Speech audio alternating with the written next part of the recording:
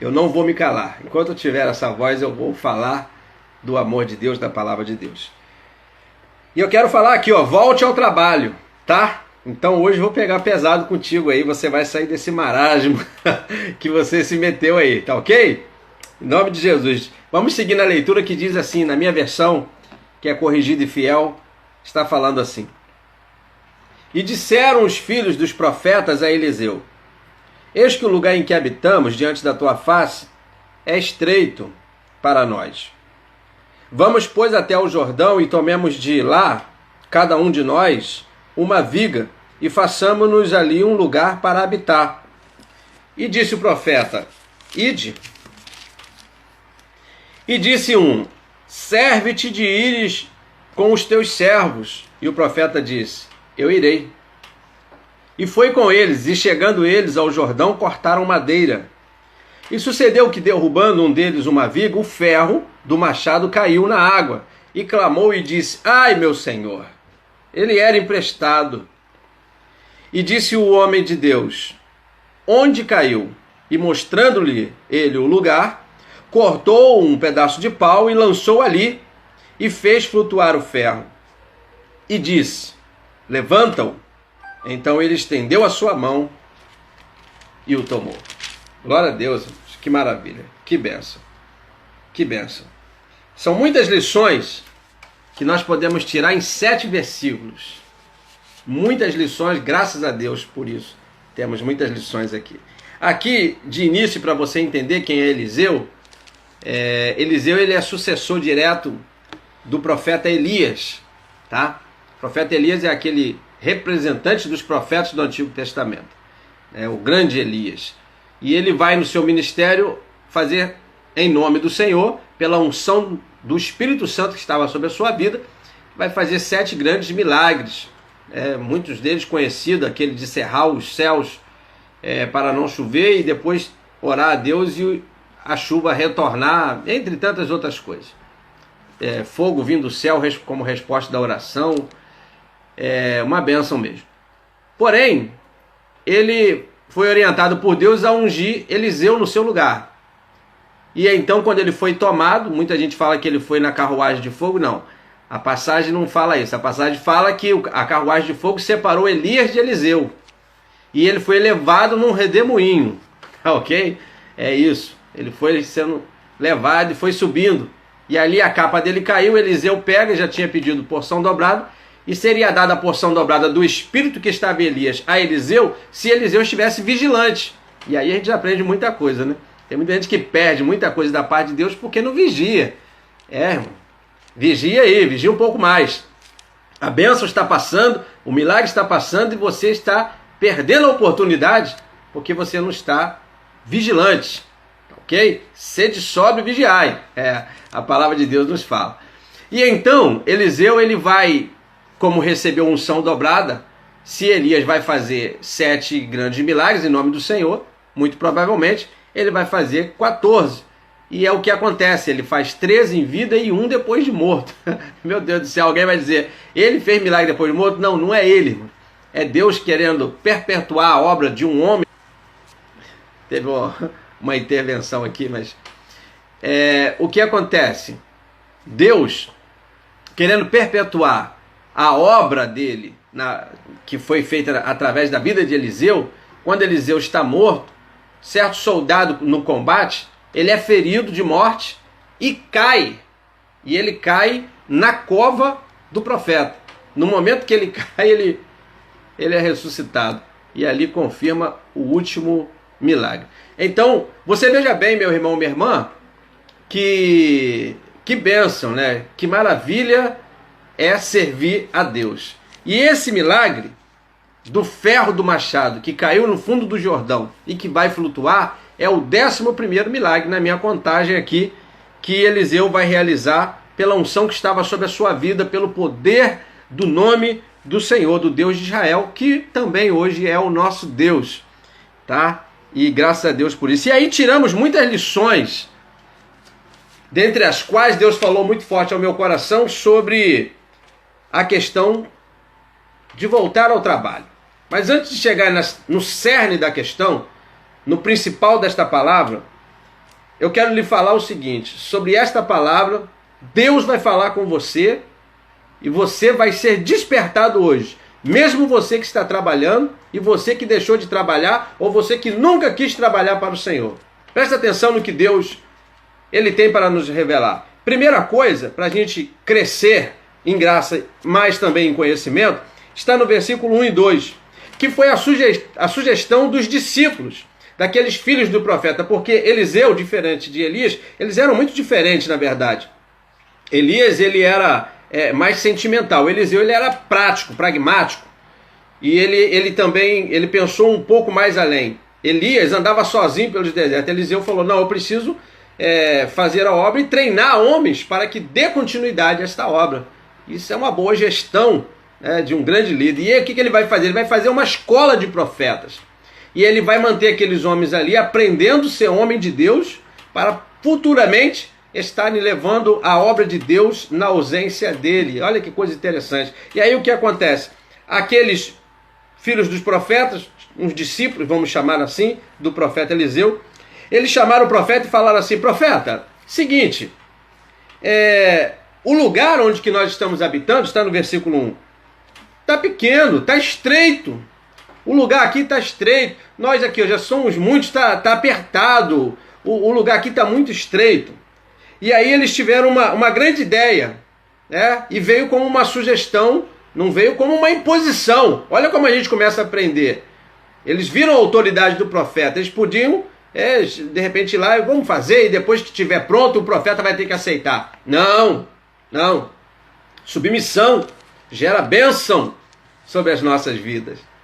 E aí o que acontece? O que acontece, irmãos, é que eles chegaram e falaram isso.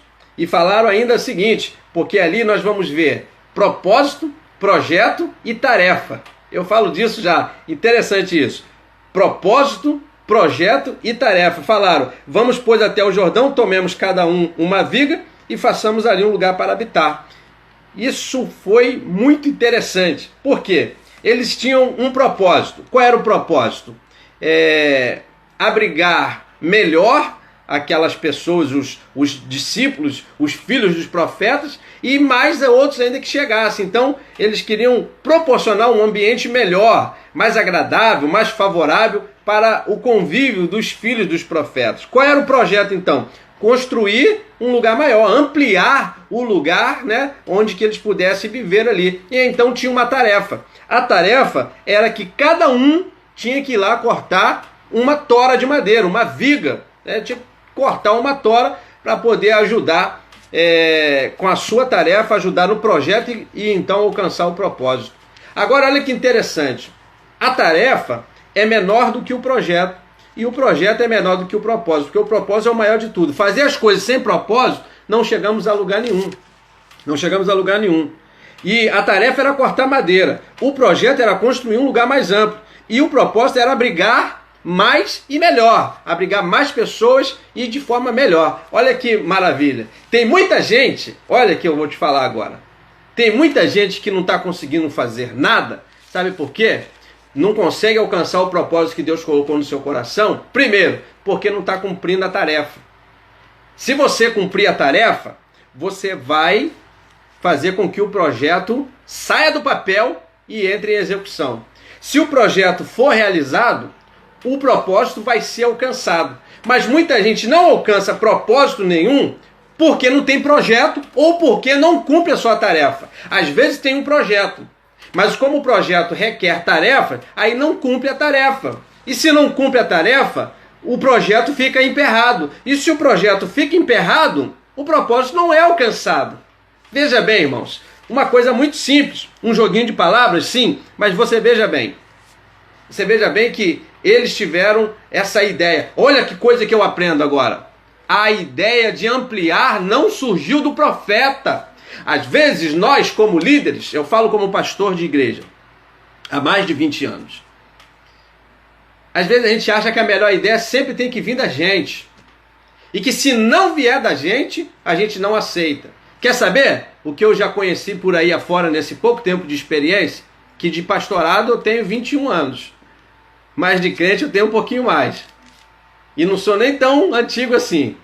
Fiz 46 anos. Que glória, irmãos. Maravilha. Eu sou um milagre, irmãos. É uma bênção de Deus. Sabe, irmãos, que o que eu já vi, o pior é que a ideia boa não veio do ministro, não veio do pastor, não veio do líder, não veio do apóstolo, não veio do bispo, mas ele pegou a ideia que era boa de alguém e fez com que parecesse ser dele. Eu acho pior ainda. É melhor não colocar em execução a ideia boa do que pegar a ideia boa dos outros e falar que ela foi minha. E aí então, irmãos, aqueles discípulos apresentaram o seu propósito, o seu projeto e a tarefa de cada um. Você está fazendo a sua tarefa? Você está dentro de algum projeto? Você está alcançando os propósitos pelo qual Deus te deu vida para você viver aqui nessa terra e salvou a tua alma para você então agora trabalhar para Ele? Pois bem, aqui é interessante que tanto a ideia boa não veio do profeta, como ele foi humilde o suficiente para falar o seguinte: pode fazer. Aqui, ele fala no finalzinho do versículo, quando ele fala ide, ele está autorizando, ele fala assim: gostei da ideia de vocês, realmente, eu estava percebendo aqui agora, o lugar está estreito, vocês são muitos, vai que chega mais filhos dos profetas, mais discípulos, vamos precisar de um lugar maior, então o que acontece? Eu preciso que vocês vá lá e coloque o seu projeto em ação, cada um cumpra a sua tarefa e alcance assim o propósito de Deus. Maravilha. Isso é para crescer, irmãos. Isto é maravilhoso. Pois bem, seguindo aqui, eu vejo que no versículo número 3, olha o que eu aprendo. Disse assim, ó: e disse um deles: profeta, serve-te de ires com os teus servos. Aqui é muito interessante. Esses discípulos são verdadeiros aprendizes de homens de Deus. Com certeza vão ser grandes homens de Deus, ou foram, né, melhor dizendo assim, grandes homens de Deus. Aprenderam com o melhor ali. A sabedoria dos discípulos agora vai além, porque além de apresentar um projeto de crescimento, de estabelecer a tarefa, isso é a organização da melhor forma possível, que é planejar, organizar, liderar, e depois supervisionar. Que maravilha! Eles vão além e eles falam o seguinte: tudo bem, obrigado pela autorização, mas tem uma coisa, precisamos da tua presença para ir conosco.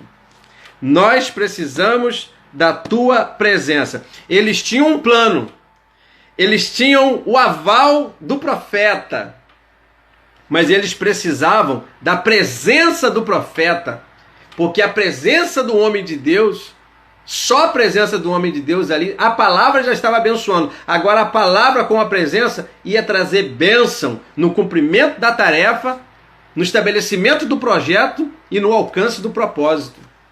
Sim, irmãos, é isso que ia acontecer. E Eliseu, ele vai falar o quê? Eu vou sim. Obrigado. Eu autorizo e ainda vou com vocês. É assim, irmão, sabe por quê? Porque Deus, Ele tanto nos autoriza a fazer a sua obra, como Ele vem conosco. Ele não nos deixa sozinho. Ele está sempre conosco. As pessoas deixam de trabalhar para Deus. Eu não sei por quê, irmãos. Aliás, eu até sei, mas nunca é só uma coisa. Eu aprendi isso na minha aula de introdução à filosofia e também na minha psicologia de educação. Irmãos, sabe o que acontece? Nunca é uma coisa só. Mas se fosse, eu ia dar alguns nomes aqui. Ia ficar feio, porque eu ia falar de preguiça, eu ia falar de relaxamento, e não ia ficar bonito, né? Mas vamos seguindo com a palavra de Deus, irmãos. Vamos seguindo na palavra de Deus aqui para você. Quando chega aqui no versículo 4, no versículo 5, o que é que vai acontecer? Um incidente vai acontecer e vai paralisar aquele projeto. Cada um estava lá cumprindo a sua tarefa. Se espalharam às margens do Jordão, procuraram lugares onde tinha as árvores, cada um foi cortar a sua viga, às margens do Jordão. E ali então, no versículo 4 e no versículo 5 diz assim, ó: e foi com eles, e chegando eles ao Jordão, cortaram madeira. Versículo 5. E sucedeu que, derrubando um deles uma viga, o ferro, aquele ferro do machado, o machado é o cabo de madeira e o ferro na ponta. O ferro caiu na água e clamou e disse: ai meu senhor. Fez isso por quê? Porque era emprestado. Era emprestado. Um incidente parou a obra. O discípulo ali, ele ficou desesperado, irmãos. Sabe por quê? Porque estava todo mundo fazendo a sua parte. Cada um cumprindo a sua tarefa para que o projeto estivesse em desenvolvimento e eles pudessem alcançar o propósito. Tuf, tuf, tuf. Ai, cansativo. Eu não sei se você já bateu com o machado em alguma árvore para cortar ela. Não é fácil não, irmãos. Vai depender do fio do machado, ele tem que estar bem amolado, e vai depender da técnica do corte. Nunca é só assim no mesmo lugar. É assim e assim. Assim e assim, fazendo uma boca, uma espécie de boca. Assim, fica melhor. Puf, puf, puf. E ele estava batendo. E o dia passando. A tarefa de cada um era uma viga. E quando ele cumpriu a tarefa dele, o texto fala aqui, ó. E sucedeu que derrubando um deles uma viga. Quando a viga ele conseguiu. Que alegria, irmãos, imagina. Eu cumpri a minha tarefa. A tarefa que me foi dada está ajudando o projeto se desenvolver para a gente alcançar um grande propósito. Então Deus usou a minha vida naquilo que eu me propus a fazer, realizando a minha tarefa. Quando ele acaba de pensar assim, ele vê o ferro do machado saindo do cabo e caindo dentro do Rio Jordão. Ai meu Deus, ele fala. E por que ele fala? Porque era emprestado. Ele pegou aquilo ali como emprestado, não era dele.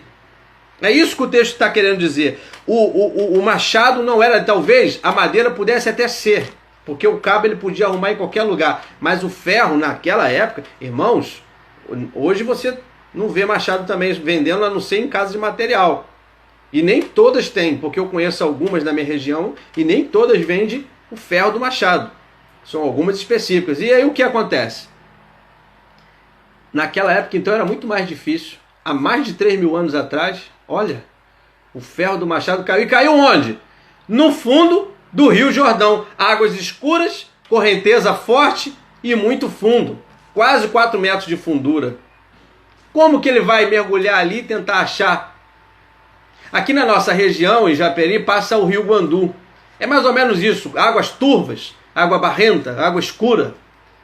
E bem fundo. Então se cair ali, ó, só um milagre, irmãos. E ele coloca suas mãos sobre a cabeça. Não sei se ele colocou, eu estou conjecturando.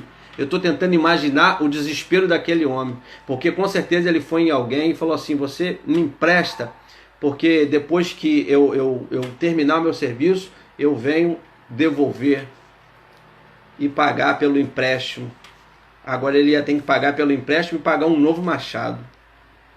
Sabe-se lá como ele ia conseguir isso. Que sofrimento aquele homem teve no seu interior, porque ele estava trabalhando numa obra excelente, fazendo a sua tarefa para alcançar um projeto e cumprir ali o propósito que ele foi chamado. Às vezes você, meu irmão, minha irmã, estava cumprindo uma tarefa que foi dada a você e você parou, sabe por quê? Porque o teu machado também caiu. E você não conseguiu mais trabalhar. E o teu desespero, sabe por que é o teu desespero? O teu desespero é porque o machado não é teu. Traduzindo para nós hoje, Igreja de Cristo, Deus, pelo Espírito Santo, Ele nos deu dons. E Ele colocou em nós talentos. Talento você pode dizer que é teu, é nato. Mas o dom ele vem pronto. E vem de Deus, e muitas vezes ele é espiritual. E Deus te deu isso para fazer a obra dele, te deu uma tarefa. E hoje você não faz a obra dele com um dom que Deus te deu, porque você perdeu o machado. E você está fazendo, sabe o quê? Fingindo que está tudo bem, pegando a madeira e batendo na árvore para ver se continua aí o serviço e as pessoas não venham te procurar, porque afinal de contas você vai estar lá, ó. Agora não vai ser mais o tuf, vai ser toque, toque, toque, e vai ficar batendo madeira com madeira, gastando energia só para mostrar que está tudo bem. Não está tudo bem. Você perdeu o machado. Você não trabalha mais como você trabalhava antes. Você não fala mais de Jesus como você falava antes.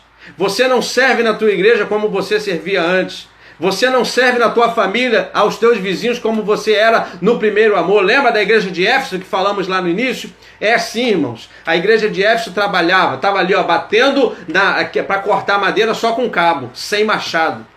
Jesus repreendeu e falou assim: tenho porém contra vocês, embora vocês estão fazendo tudo bonitinho, vocês têm tudo organizado aí, vocês têm culto, vocês têm dança, vocês têm evangelismo, vocês têm discipulado, vocês têm célula, vocês têm congresso, vocês têm tudo, mas sabe, vocês perderam o primeiro amor, e sem o primeiro amor vocês não conseguem cumprir a tarefa. Se não cumprir a tarefa, o projeto não é desenvolvido. Se o projeto não é desenvolvido, o propósito pelo qual nós fomos salvos pelo sangue da cruz do Calvário, ele não vai valer de nada, irmãos.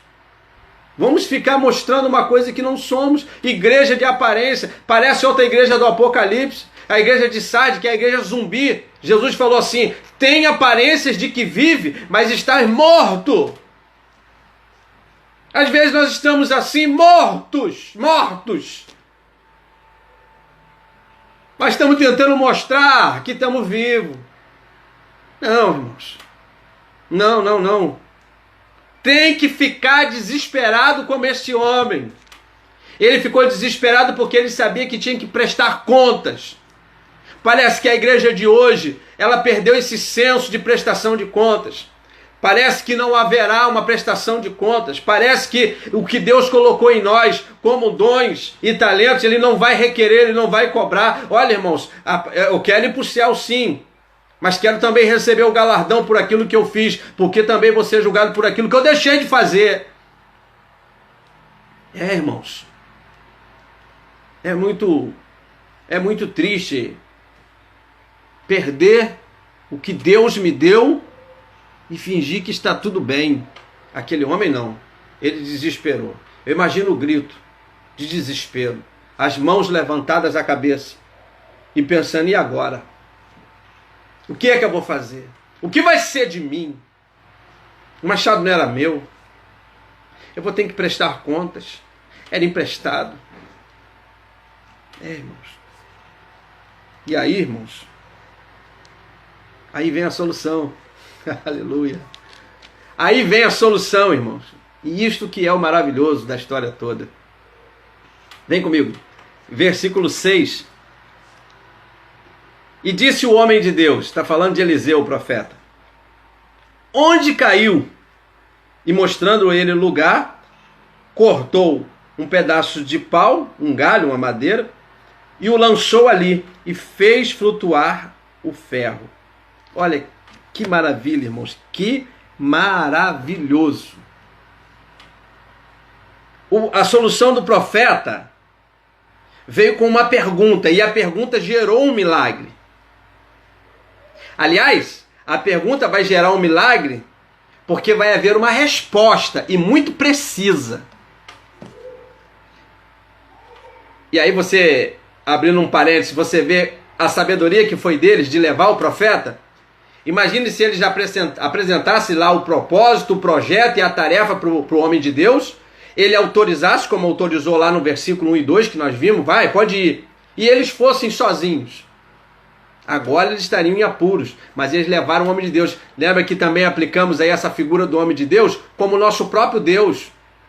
Deus nos autoriza a trabalhar em sua obra, coloca uma tarefa em nossas mãos, mas não nos abandona. E ele está sempre conosco, sabe, na pessoa de quem? Do Espírito Santo de Deus. O Espírito Santo dele, o único que conhece a mente e som do seu coração e que pode falar conosco. Olha, irmãos, meu Deus do céu. O Espírito Santo, ele está conosco, segundo diz a Bíblia, ele está conosco, mas ele está em nós. Jesus falou isso lá em João. Falou lá no término das suas instruções. Entre o capítulo 14 de João até o 16, porque no 17 é a oração sacerdotal, no 18 ele é preso e vai ser crucificado. Então Jesus ele dá essa orientação e falou: o Espírito Santo de Deus ele estará convosco e estará em vós, em nós. Ele não nos deixa. Deus nos deu uma tarefa. E essa tarefa que ele colocou em nossas mãos, nós temos capacidade para cumprir. Cumpre a tua tarefa, não fica olhando a tarefa do outro. Deixa a tarefa do outro na mão do outro, porque Deus vai colocar na sua mão a tarefa que você pode cumprir. E depois, se acontecer alguma coisa, Ele vai te ajudar. Sabe por quê? Porque Ele dá a missão, mas Ele não nos abandona. E o homem de Deus estava lá. E quando Eliseu viu aquele homem gritando, se aproximou e falou assim: o que aconteceu? O machado era emprestado e caiu lá no fundo do Jordão. Eu estou lascado agora. O profeta só olhou para ele e falou o seguinte: calma, rapaz. Só me diz uma coisa. Onde caiu? Sabe o que é que Deus te pergunta agora? Você que parou de trabalhar? Você que substituiu aquela obra que você fazia para Deus com tantas outras coisas. Você ocupou com o seu trabalho. Você ocupou com o seu lazer. Você ocupou com a sua família. Sua família é importantíssima, irmãos. Mas Deus é muito mais.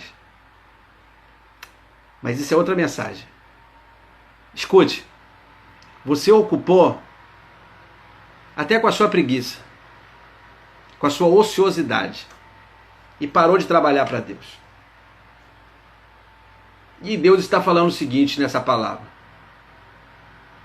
onde foi que começou tudo isso? Onde é que caiu o teu machado? Foi quando? Foi onde? O que aconteceu? Foi uma palavra que te deram? Foi um cargo que te tiraram da tua mão? Foi uma chamada de atenção mal feita? Porque, irmãos, o sábio ele corrige no secreto e elogia em público, e não ao contrário. E tem muita gente que faz ao contrário, corrige em público para servir de Cristo, de exemplo, e na hora de elogiar vai lá na casa e em secreto dá presente. Não é muito certo isso. Mas Deus está te perguntando: desde quando você parou de trabalhar? Pensou? Onde é que esse machado caiu? Fala para Deus. Caiu foi desde aquela vez que eu pensei que eu ia ter uma oportunidade, eu pensei que eu ia dirigir um ministério, eu pensei que o pastor ia me consagrar, eu pensei, e não aconteceu. Irmãos, tínhamos uma amizade. Há muitos anos atrás nós saímos para fazer orações nos domingos à tarde, orávamos 3, 4, 5 casas antes de começar um culto, e Deus falava. E era um rapazinho que ele tinha vindo no mundo do homossexualismo. E ele então convertido, Deus o usava poderosamente, porque a quem muito foi perdoado, a muito ama. É isso que Jesus falou. E aí ele, amando muito a Deus, Deus deu dons para ele, então Deus o usava poderosamente. Ele estava em determinada igreja e fizeram uma promessa de que ele seria consagrado a missionário ou alguma coisa. E marcaram o dia, e marcaram a festa, e distribuíram os convites. E no dia marcado, a pessoa falou que recebeu uma orientação de Deus para não consagrar.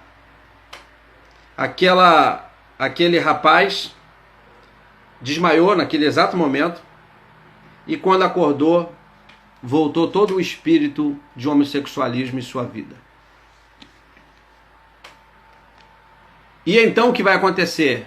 O segundo estado é pior do que o primeiro, a palavra de Deus fala. A casa que ficou vazia agora volta aquele com mais 7 piores. E então tentamos ajudar, expulsando alguns desses demônios. Mas um dia ele, tomando banho no rio, foi salvar uma pessoa que estava se afogando e morreu afogado. Que triste, irmãos. Não estou colocando em questão salvação, porque isso é Deus é que sabe. Eu estou falando do fato que aconteceu. Sabe?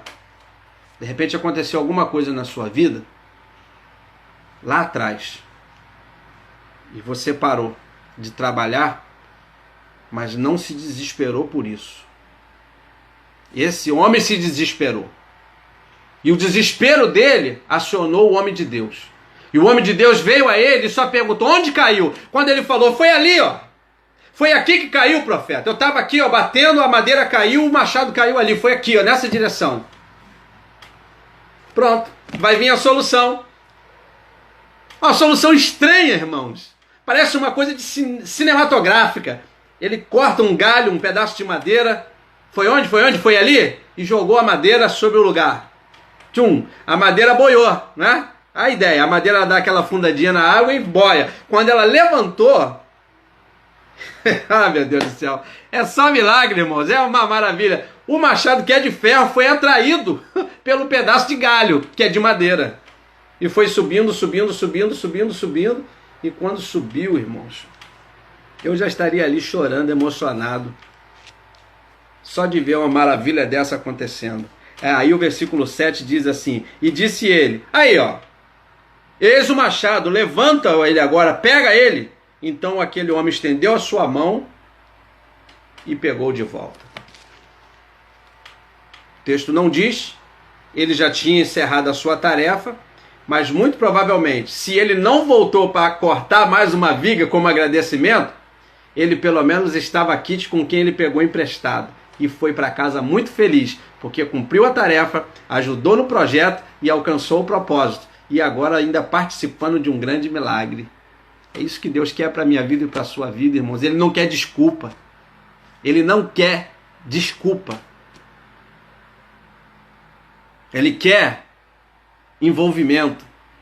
Fomos salvos por um propósito muito maior do que nós mesmos podemos imaginar. Há um projeto a ser realizado, tá? Só que nesse projeto existem tarefas. E uma pessoa só na igreja não pode cumprir ela sozinho. Não podemos cumprir essa tarefa sozinhos. Precisamos de todos. O corpo é todos trabalhando junto. Todos com seus dons e com seus talentos trabalhando e trabalhando e trabalhando e trabalhando. Como eu disse, o texto aqui não diz para nós se ele voltou a trabalhar, porque ele já tinha cumprido a sua tarefa. A verdade é essa. Ele tinha cumprido a sua tarefa. Então ele pode ter voltado como agradecimento e cortar mais uma. A história não diz, eu posso conjecturar. Mas com certeza ele voltou muito feliz. Porque agora ele tinha a oportunidade de que na próxima vez que houvesse outra tarefa, ele estava pronto para cumprir, e se acontecesse alguma coisa, ele sabia que podia contar com um milagre sobre a sua vida. Volta a trabalhar, meu irmão. Larga essas ocupações que te tirou do trabalho. Larga. Olha, onde estiver o teu coração, né, aí vai estar o teu tesouro. E onde está o teu coração? Onde estão as tuas prioridades? Se nessas prioridades não estiver Deus e sua obra, o seu coração não vai estar ali. Então o seu tesouro também vai estar só... tem gente que coloca sua prioridade nas coisas dessa terra, aqui nesse mundo. Mas sabe, irmãos, a gente está aqui de passagem. Nós somos, segundo o texto lá de Pedro, o apóstolo Pedro falando aos irmãos que foram dispersos pela perseguição, sabe o que ele fala? Nós somos forasteiros, irmãos. Forasteiro é alguém que não é da cidade, que está de passagem rápida. Irmãos, a gente está aqui de passagem rápida. Vive essa passagem de forma intensa para o Senhor. Trabalhe em algo que vai produzir resultados eternos, de principalmente transformar, nem que você salve uma alma. Se você conseguir alcançar uma alma cumprindo a tarefa que Deus colocou em suas mãos, você já alegrou os céus, porque há festa nos céus quando uma alma se arrepende dos seus pecados. Mas Deus conta comigo e contigo. Ele conta conosco, irmãos. Ele quer verdadeiramente que a gente trabalhe. Tá bom? Nossa live está quase encerrando.